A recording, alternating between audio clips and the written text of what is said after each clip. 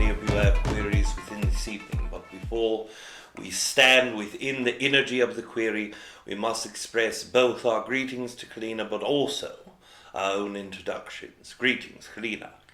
Hey, Aridif, thank you so much for being here with us tonight. Yes, it is a great pleasure, in knowing above all things, exactly in the same frame we would express to all who are listening now, in this now moment, or a future version of the now moment, you are loved, is the greatest and most important concept for us to share in our own perception.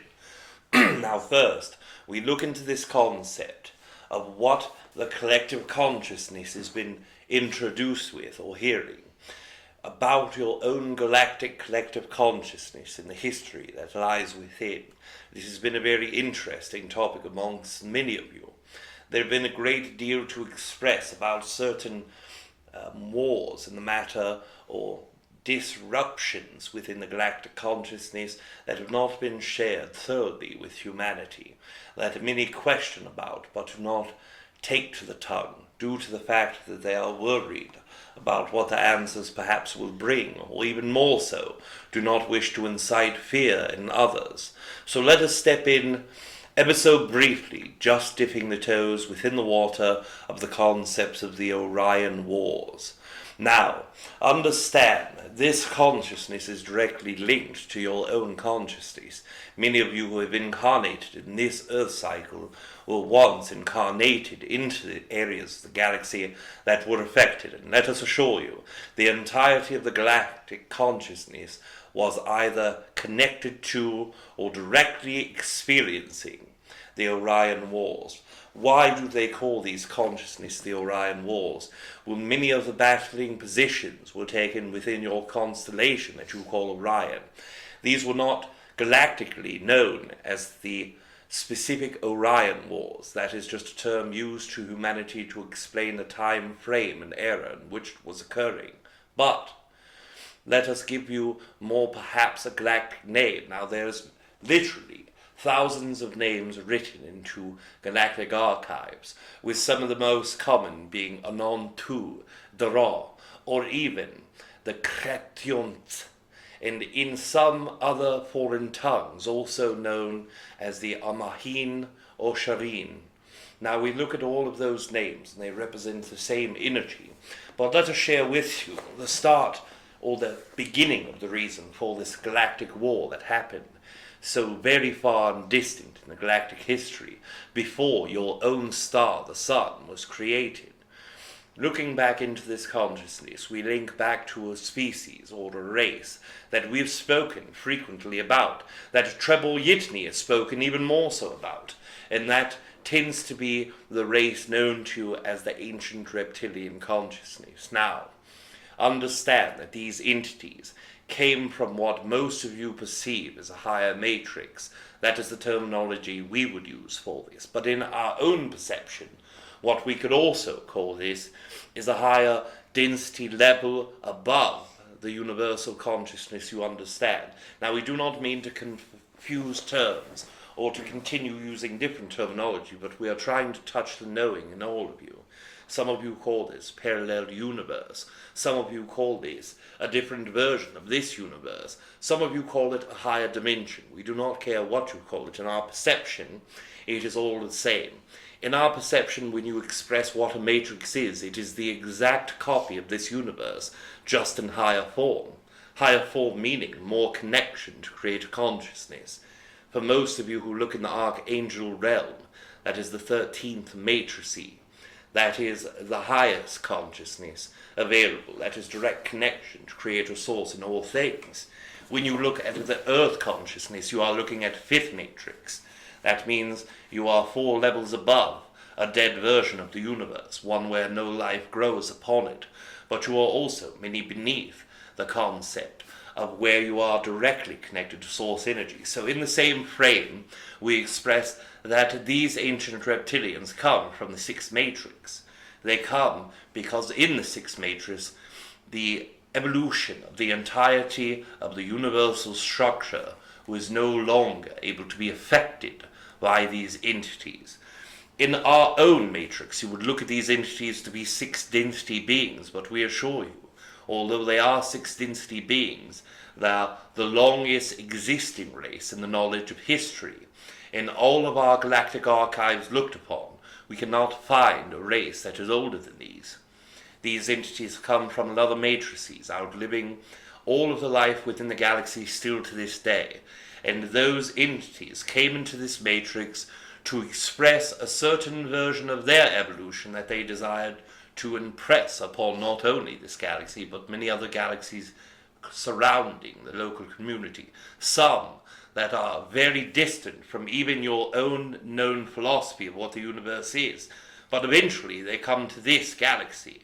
This is where they have found a very great way to put their own energy inward. Now, as we express this, we do not wish to convey the concepts of fear, frustration, and we will wrap that up in the end if you allow us to express more detailed information.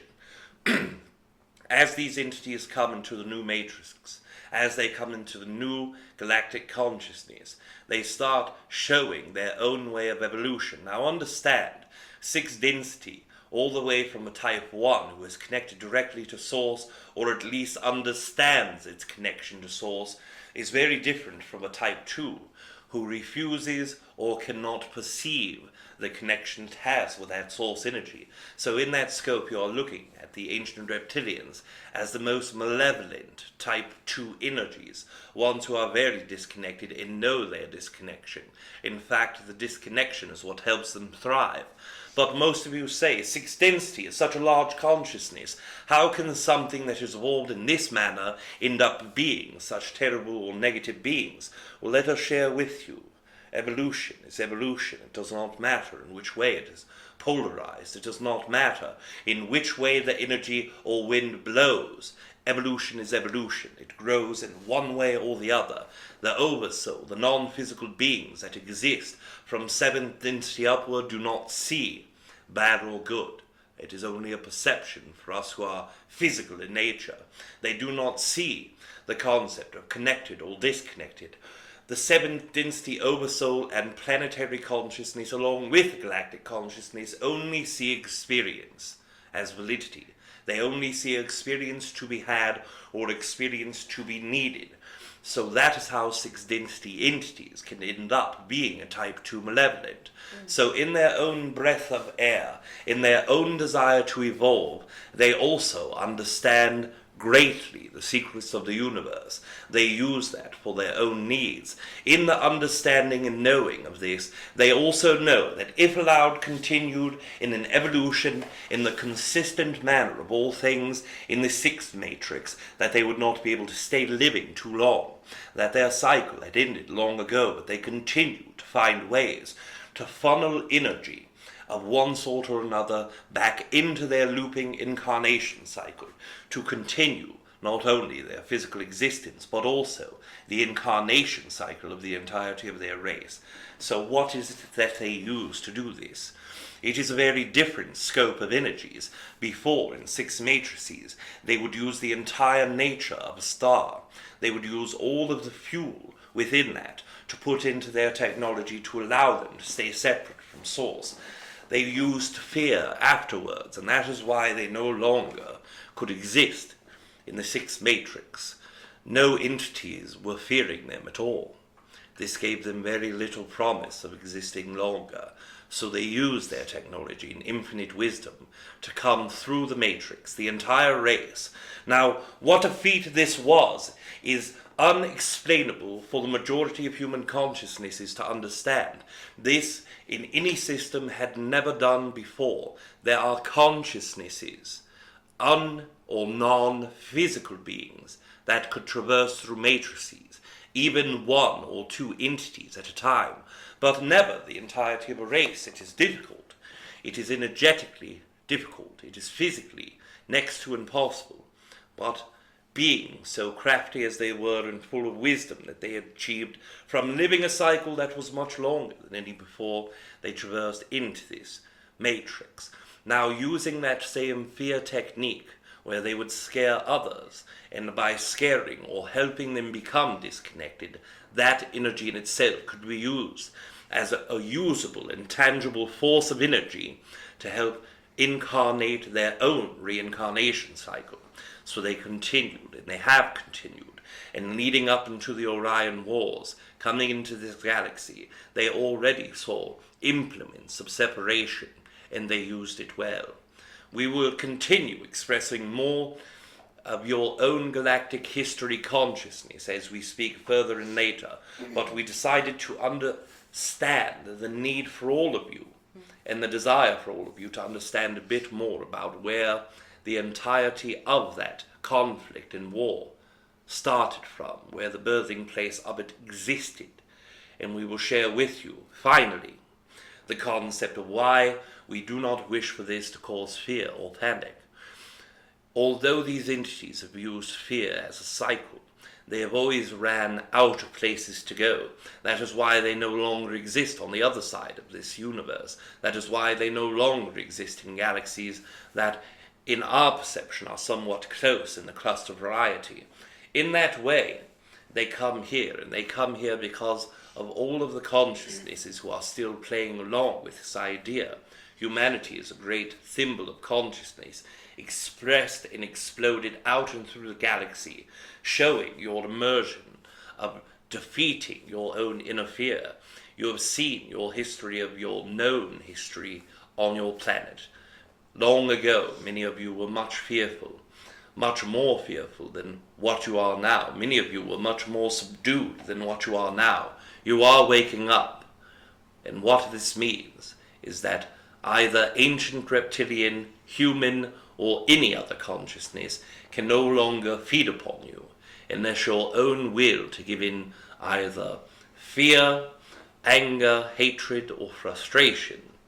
You can no longer continue feeding them. And once you achieve this great awakening in your own mind and heart, accepting and loving the consciousness within you and then about you, you cut off the line of food for all those who seek it in that format. So we wish to give you on that high note. You are all doing quite well in finding yourself, and continuing this process means that your reality will shift out of a reality that co-creates with those who would use your energy likewise. So in that format, congratulations for creating your own reality and now desiring a brand new one to exist in. We will take your queries at your leisure. Thank you, Aridif. And I just wanted to respond to that. That's very incredible. I was curious, based on what you said, does that mean that, for instance, some of the malevolent reptilians might be going into a different matrix or finding other entities to feed upon so they can co-create that experience? Is that in the talks and the works now as the Earth Collective, the human collective, wakes up to all of this?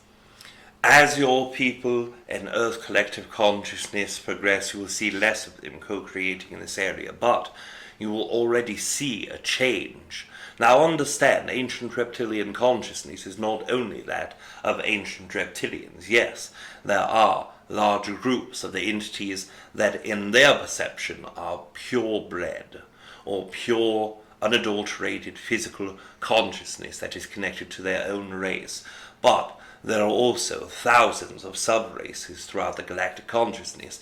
Many of the reptilian consciousness upon this galaxy is either energetically or physically connected through DNA to these entities. That is why there is such a bend of consciousness towards fear when it comes to reptilian energy. All of the hundreds of millions of years past, the hundreds and hundreds of billions of years, using numbers that are too large for human reference, in consciousness of years backwards, reptilian energy has affected humanoid consciousness more so than any other, but has always remained within that energy. But now you see, in this now moment, even the one race that is considered to be purebred by their own standards is having groups breaking apart from the larger group. In our perception, through all of our archival history, we have never seen one of their own direct bloodlines leaving. Now they are subgrouping and subcategorizing thousands of different parts of different races are separating from what they would perceive as their alliance. It is no longer the one strong, dominating force that was there before, that kept many of not only the humans on Earth, but humans across the galaxy in fear. Now they are dissolving. Some are going into their own version of malevolent type 2s, where they only look at their own power structures, but many of them are starting to move towards the middle or even benevolent type 2s. Some desire so wholly and dearly a transition to type 1 that they are working diligently upon this now. So you see, this energy is less effective upon your reality and will continue to do so until there is no longer needed co-creation with him. And in your Earth's human collective consciousness, by the time that your race in general has mastered the entirety of their heart, they will no longer need that co-creation. Oh gosh, that is so beautiful. Thank you for sharing that, Aridif. Yes, you're quite welcome. And I also want to say hello to Trebian there, and that we love you also, Treb, and thank you for being with us tonight. Yes, and Treb yit-NE sends all of his love to all of you. All right, and just so you guys know, I'm going to start taking calls and questions from the chat room.